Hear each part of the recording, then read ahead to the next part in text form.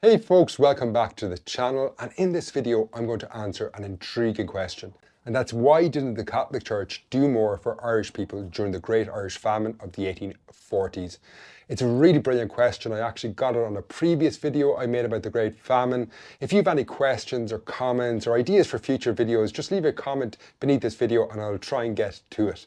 Now in this video though, we're going to look at why didn't the Catholic Church do more for Irish people, as I say, and I'm going to answer that by breaking it down into four parts. So first we're going to look at what the position of the Catholic Church was in 1845, because it was a very, very different organisation than it is today. Then we'll look at what exactly the church did when the famine broke out. We'll look at a pretty controversial decision they took in 1847 when Catholic churches all around the world raised lots of money for Ireland, but then the Catholic Church in Ireland took a strange policy on how that money was distributed. Then finally, we'll move on to the most controversial thing they did, and that's a political decision, or a lack of a political decision, they took during the famine.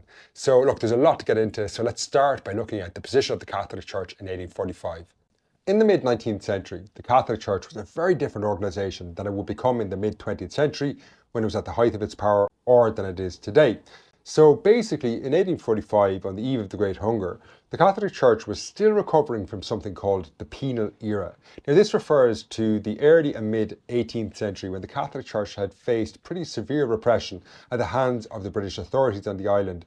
Most Catholic churches have been closed down, huge numbers of Catholic priests and bishops have been exiled. So even in the early 19th century, when a lot of this legislation had been repealed and removed, the Catholic Church was still in a pretty poor state of affairs. A lot of priests that did exist were poorly educated, and there was still actually a severe lack of priests on the island. So basically through the 18th century, the Irish population had grown rapidly, but the Catholic Church, which was being repressed, hadn't been able to grow with the population. This meant that in 1845, you still had large parts of the country that weren't really served adequately by the Catholic church. So you had parishes where there might only be one church, and these parishes could be very big.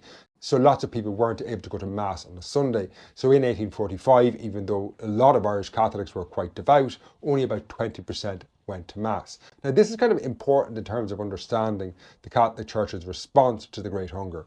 They weren't as powerful as they would be in the 20th century, so we shouldn't really expect them to respond like we might think the Catholic Church in the 20th century could respond.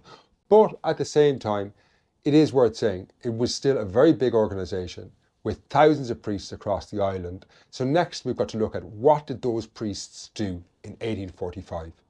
So you'll often read online that the Catholic Church didn't do anything during the Great Famine, and that's simply not true. If we look at records from the time, we can find that Catholic priests are getting involved in local relief committees all across Ireland. They're helping the starving poor as best they can. You'll often even find examples of Catholic priests dying from famine diseases. This was a common thing that happened to anyone who tried to help the starving poor in Ireland, because from late 1846, there's diseases are basically running riot across the island, and anyone who tries to help the poor is putting themselves at risk of this. And there's lots of examples of Catholic priests who died from trying to help the poor. So the idea that the Catholic Church did nothing is not true. But next I want to move on and look at what was a pretty controversial policy in 1847, when large amounts of international aid, which had been fundraised by Catholic churches all around the world, arrived in Ireland. So in 1847, after an appeal from bishops in Ireland, the papacy got involved and ordered the Catholic Church all around the world to say prayers and fundraise for the starving Irish. And this led to a pretty good response from Catholics all around the world. Large amounts of money was fundraised and then sent to Ireland. But when that money arrived in Ireland, this left a major decision about what they would do with it. So the money was passed to the bishops in Ireland, and they then had to decide how they would get that money to the starving poor. Now, the best thing they could have done was to give it to an organisation called the Central Relief Agency. That was an interdenominational group, meaning there was Catholics, Protestants, Quakers involved in that group. And that was, I guess, you could say, the most active group. It was the best at distributing. It had the best experience at distributing relief in Ireland. However, the Catholic Church by the mid-19th century was a pretty sectarian organisation, and it didn't want money raised by Catholics around the world to be given to anyone other than Irish Catholics. And rather than give the money to the Central Relief Agency, where it would pass into the hands of non-Catholics, even if they were doing the best of work, they decided they would give that money to the Catholic bishops of Ireland to distribute it. And that decision wasn't to the benefit of wider Irish society because those bishops weren't necessarily always the most effective people to distribute it.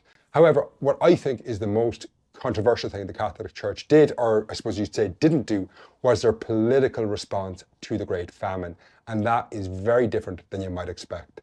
In lots of the videos I've made on the Great Famine, I've explained how the British government policy during the Great Hunger was absolutely disastrous, and it certainly from 1847 was one of the reasons why the famine dragged on into the 1850s.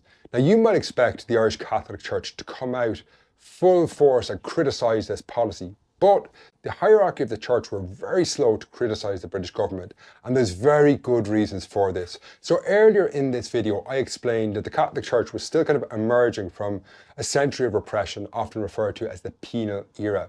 And the way they had emerged from that period of repression is that they've made a series of deals with the British government, basically where the two, it was kind of a strange relationship where it was kind of like, I'll scratch your back if you scratch mine. So the British government would give the Catholic Church in Ireland a series of stipends or grants and allowed them to open a seminary to train priests in Maynooth in 1795. But in return for this, the Catholic Church basically made a promise that they would basically keep the Catholic population in line. Now, that's a very crude way of putting it, but that was basically the terms of those arrangements. Now, they'd made a series of these deals with the British government, and the last of them before the famine was actually agreed in 1845, literally months before the famine began. And this seems to have affected the way the Catholic hierarchy, and particularly the bishops in the east of the country, responded to the Great Famine. But basically they didn't criticise the British government, they held their powder dry. And the reasons they did this was because they feared any criticism of the British government would put those deals at risk. Now, later in the famine, they would start to criticise the government, but they were extremely slow at doing this. They've been criticised, even at the time, but a lot since then, for this policy. But to finish this video, I want to, I suppose, mount what is a strange defence of the Catholic Church in this situation, or I think a lot of the conversation around the Catholic Church maybe misses the point and is something of a distraction from the history of the Great Famine. While the Catholic Church should undoubtedly be criticised for some of the actions they took during the Great Famine, or maybe some of the actions they didn't take, I think sometimes the conversation around this part of our history can overly focus on the Catholic Church, and ultimately it wasn't the responsibility of the Catholic Church to react to the Great Famine. That responsibility lay with the British government. Now, I might sound like a broken record at this point, but it is important in understanding the dynamics at play, because a lot of the decisions that prolonged the famine were taken in London. The Catholic Church didn't have the power or the decision-making ability to change those wider economic policies that were affecting the famine. Now, I hope you enjoyed this video. Before you go, please subscribe to the channel. I've got some really great content on the way. And finally, I just want to say thanks very much for tuning in. I really appreciate your time.